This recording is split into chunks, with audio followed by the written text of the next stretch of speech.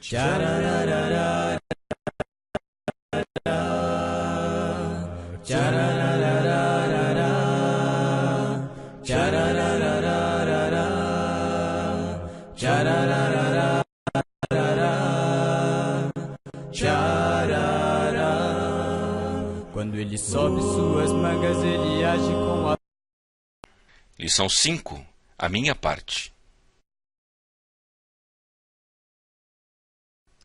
O eterno propósito é o título de nosso estudo sobre a Bíblia, sobre Deus, sobre Jesus e sobre a Igreja. Propósito.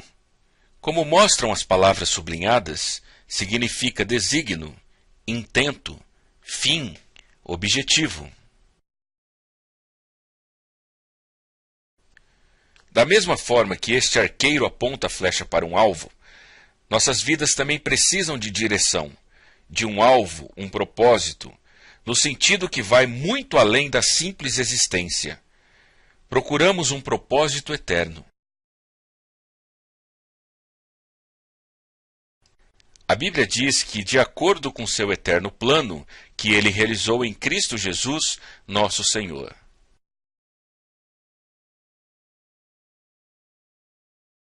O eterno propósito tem 5 partes: a parte da Bíblia, a parte de Deus, a parte de Jesus, a parte da Igreja e, por fim, a minha parte.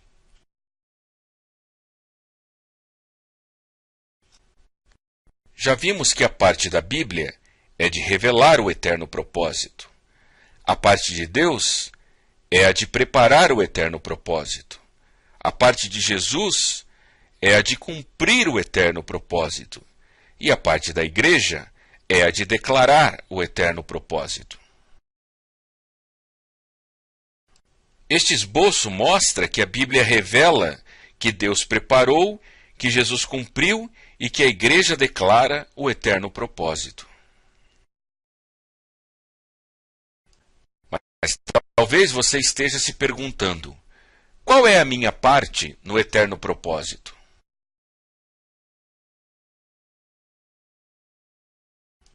A minha parte é a de aceitar o eterno propósito revelado na Bíblia e preparado por Deus, cumprido em Cristo e manifestado pela Igreja.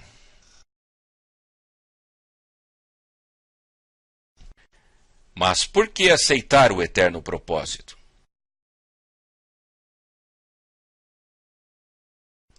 Eu devo aceitá-lo por causa do pecado. O pecado mancha o propósito eterno de nossas vidas. Há um propósito, um desígnio, um intento, um fim, um objetivo para as nossas vidas. Mas o pecado estraga tudo. O pecado mancha o propósito eterno porque erramos o nosso alvo. Você sabia que a palavra pecado significa literalmente errar o alvo? Todos nós precisamos de um alvo, de uma direção, mas o pecado nos faz cair e nos desviar. Sim, o pecado faz com que erremos no propósito eterno de Deus para conosco. Mas se errar o alvo significa pecar, quem peca?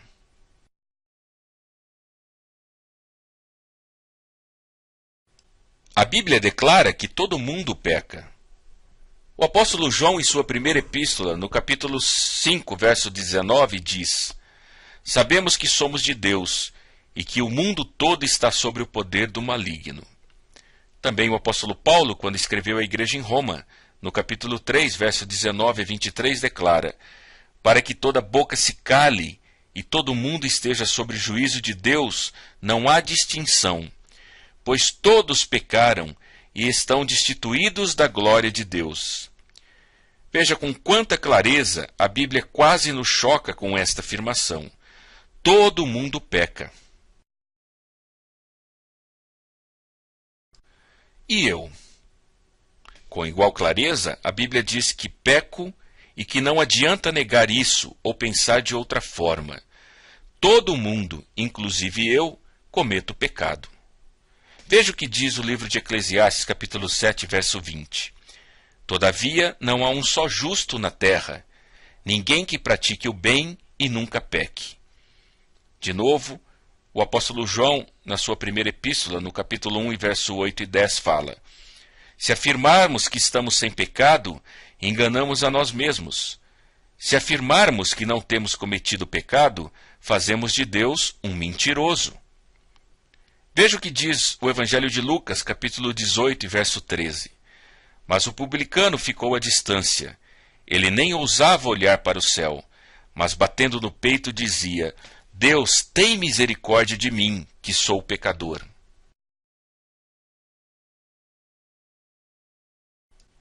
Nós pecamos através dos nossos atos.